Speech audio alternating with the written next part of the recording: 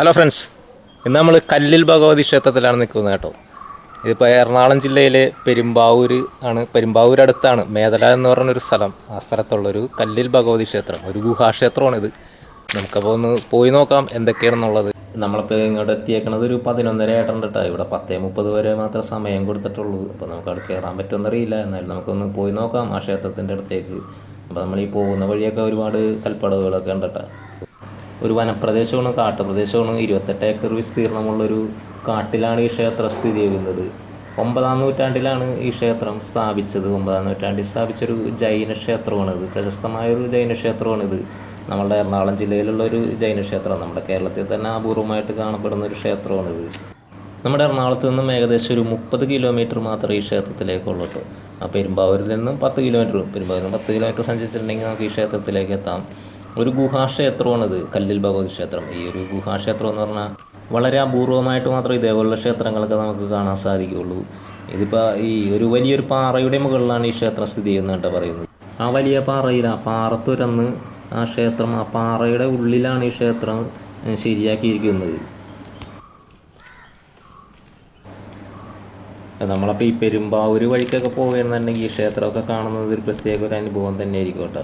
ഈ ഒരു ഗുഹാക്ഷേത്രമൊക്കെ നമ്മളുടെ കേരളത്തിലൊക്കെ അപൂർവമായിട്ട് കാണപ്പെടുന്ന ഒരു ക്ഷേത്രമാണ്. അതേപോലെ തന്നെ നമ്മുടെ എറണാകുളം ജില്ലയിലൊക്കെ അത് ഇല്ലയെന്ന് തോന്നുന്നു. വളരെ അപൂർവമായിട്ട് കാണുന്ന ഒരു ജൈന ക്ഷേത്രമാണ് ഇതൊക്കെ. അപ്പോൾ ഇതൊക്കെ കാണുന്നത് ഒരു പ്രത്യേക അനുഭവം തന്നെ ആയിരിക്കുള്ളൂ. ഈ വഴിയൊക്കെ പോയിരുന്നുണ്ടെങ്കിൽ ജസ്റ്റ് ഒന്ന് കയറി പോകാൻ പറ്റിയൊരു സ്ഥലവും കൂടിയാണ് കേട്ടോ. നമ്മളപ്പോൾ വന്ന സ്ഥലത്ത് തന്നെ ആ വണ്ടി പാർക്ക് ചെയ്തിട്ട് അവിടെ നിന്നാണ് അതിലെ ആ കൽപ്പടവുകൾ കണ്ടപ്പോൾ അതിലേട്ടോ നമ്മൾ കയറിയത്. പക്ഷേ നമുക്ക് വണ്ടി ഇവിടെ വരും കേട്ടോ. വണ്ടി ഇത് കുറച്ച് ഈ സ്ഥലത്ത് നിന്നുള്ള വണ്ടി എത്തും. ഈ വണ്ടി നമുക്ക് ഇവിടെ പാർക്ക് ചെയ്തതിന് ശേഷം നമുക്ക് ആ ക്ഷേത്രത്തിലേക്ക് പോകാം കേട്ടോ. അപ്പോൾ ഇവിടെ പാർക്കിംഗ് ഒക്കെ ഉണ്ട്, ഇവിടെ പാർക്ക് ചെയ്യാനുള്ള സൗകര്യമൊക്കെ ഉണ്ട്. നമുക്കപ്പോൾ ക്ഷേത്രത്തിലേക്ക് പോകാനായിട്ട് ഇതിലെ അങ്ങോട്ട് നടന്നിട്ടുണ്ടെങ്കിൽ ആ ക്ഷേത്രത്തിലേക്ക് എത്താം.